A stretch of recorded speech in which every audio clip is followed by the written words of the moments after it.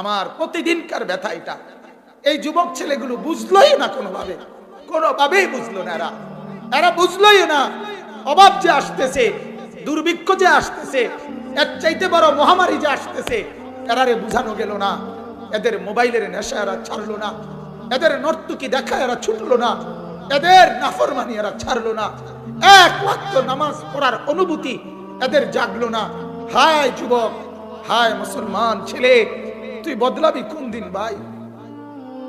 কোন দিন বদলাবি? তোর কারণে আরো গজব আসতেছে, আরো গজব আসতেছে।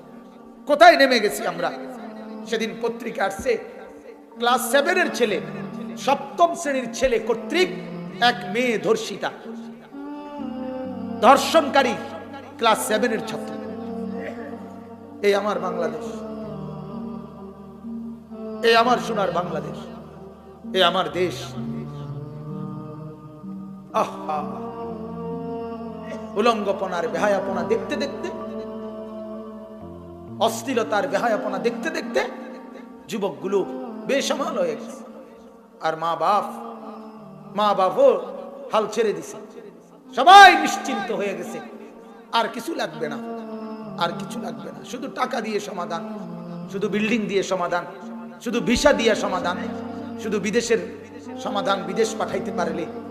আহা, আল্লাহ আমাদেরকে মাফ